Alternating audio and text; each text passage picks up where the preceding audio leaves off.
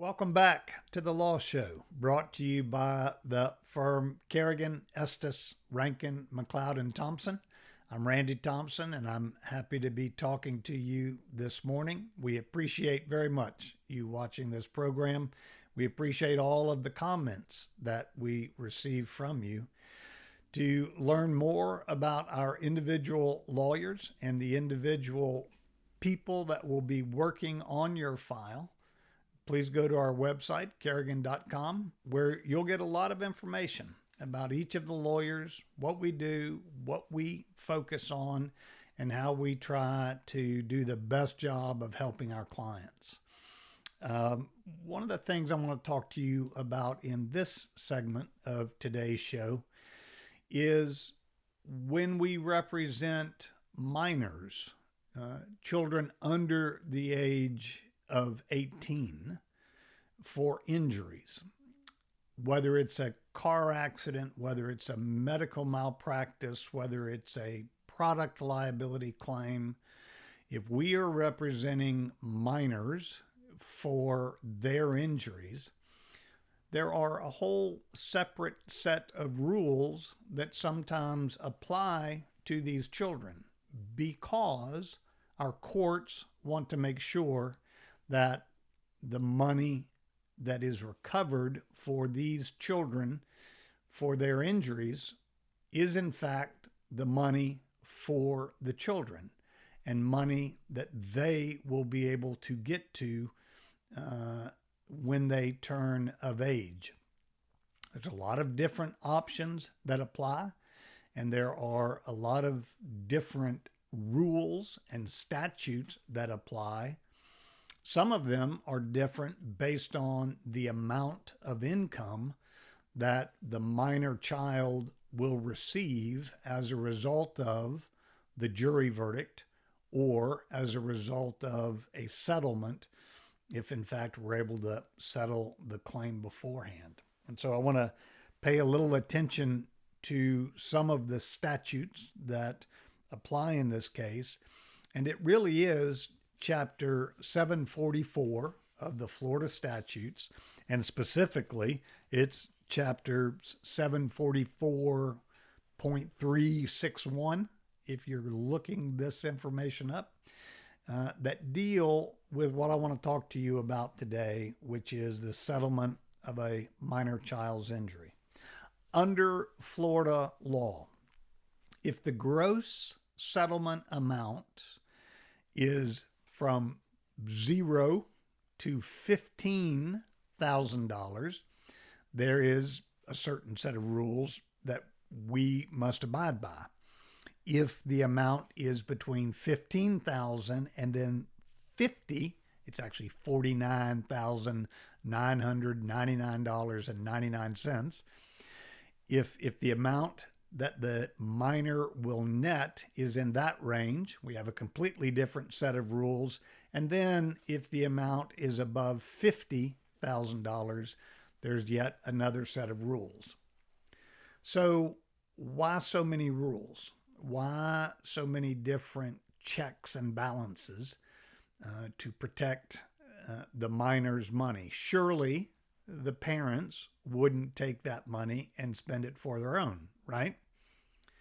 Our courts say, well, we hope that, but let's make sure there's some safeguards in there.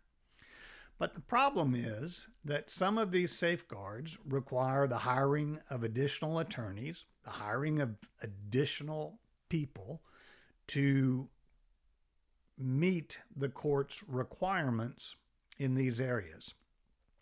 So let me first of all talk to you about if the claim settles for $15,000 or jury verdict for less than or equal to $15,000. All right. So that the net amount that's going to go to that child is somewhere between $1 and $15,000.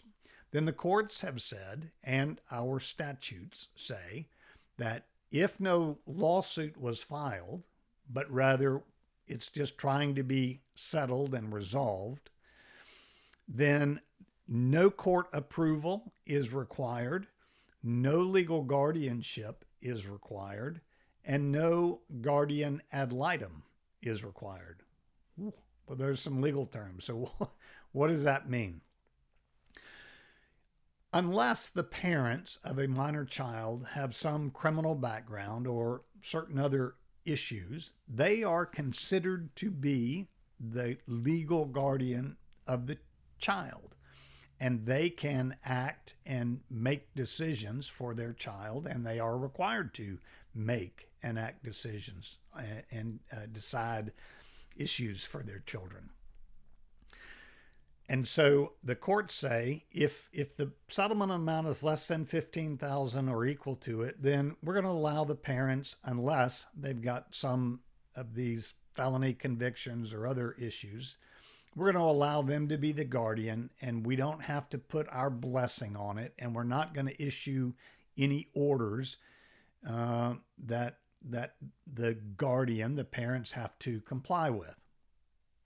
But if the amount goes up, if it goes to $15,001 up to $50,000, then the courts say that, well, wait a minute, we want the courts to get involved in this. We want the court to at least approve of the settlement.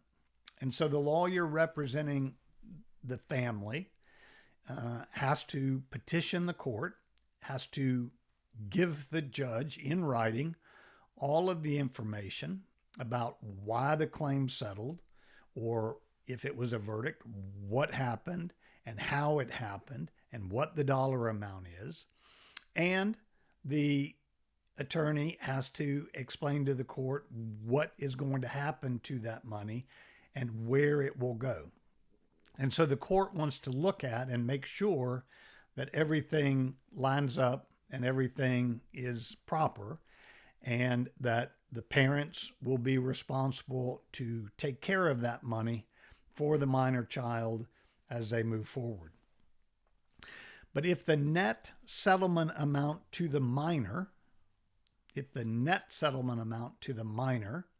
exceeds $15,000, then the court says, again, we want court approval, and we want a legal guardianship established. The parents can be the legal guardian, but we want a specific attorney that my firm would go out and hire to set up a guardianship, and that guardianship would establish where that minor's money is placed, what kind of account it's in, under what circumstances that money can be withdrawn. A lot of times in these cases where there's a sufficient enough amount, annuities are set up for the minor children. And the annuities are based on how much money is put in initially, and then when and in what increments the money will be handed out to the minor child.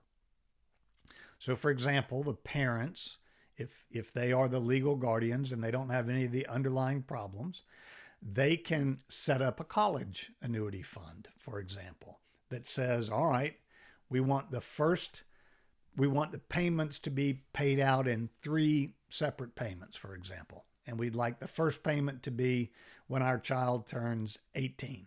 And we'd like the second payment to be on our child's 19th birthday. And we want the third and final payment to be on our child's 20th birthday. That's an example. But those legal guardianship requirements that the court places must be followed by the parents, and they have to have an accounting of what's going on, what they're doing with the money, if it's still where it's supposed to be. And that way the court is certain that they've got a handle on where that money goes. And then finally, if the settlement amount is $50,000, or the verdict amount is $50,000 or greater, now the court wants to look at it and give its approval. They want a legal guardianship established, but they also want a separate third entity called a guardian ad litem to review all of the facts, review all of the insurance coverages, review all of how the money is to be paid out, and then give an opinion to the court, an independent opinion to the court of whether the guardian ad litem thinks this is in the best interest of the minor child.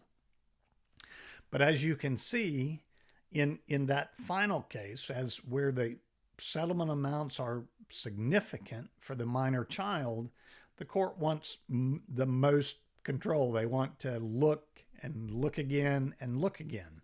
So in those circumstances, we oftentimes have to go out and, one, ask a separate independent lawyer not associated with our law firm if that lawyer is willing to be a guardian ad litem. If the lawyer is, the lawyer doesn't have to do it for free. The lawyer's fee is going to come out of that settlement agreement or that verdict amount. But that lawyer will sit down and review all of the information, and she or he will come to an opinion about whether the settlement is fair. They don't get to say whether the verdict amount is fair, but how the money is being dispersed, where the money's going to, and whether that all complies with Florida statutes. But in addition to that, then there has to be a separate independent lawyer hired, and that separate independent lawyer has to establish the guardianship, has to establish who the legal guardians are, has to establish where the money's going to go, how it will be spent, what type of account it will be placed in, and then submit that to the court. And then finally, once the court has all of that information, sometimes the judge says, well, I'd like to have a hearing on this matter, and I'd like to hear from the parents, I'd like to hear from the minor child. Sometimes the court says, well, no, I've got it. I have all of the information, I understand it, and I approve it. So that's just a little bit about how complicated resolving a claim that involves damages to a child can be. It's a great example of why you would want to hire a board certified trial specialist who focuses on personal injury claims, because we know how to jump through the hoops. We know what hoops there are. We know what traps there are. We are always glad to try to answer your questions. We appreciate your emails. Our emails flash up on the screen, so feel free to email us. But again, I'm Randy Thompson. I am a partner in this law firm. I'm the last name partner. And I think you've probably heard Bob Kerrigan talk about this before, but it's only the lawyers in our letterhead. We don't have associates. So if you hire Bob Kerrigan's going to be your lawyer. If you hire Randy Thompson's going to be your lawyer, but you have the benefit of all of that. So feel free to give us a call.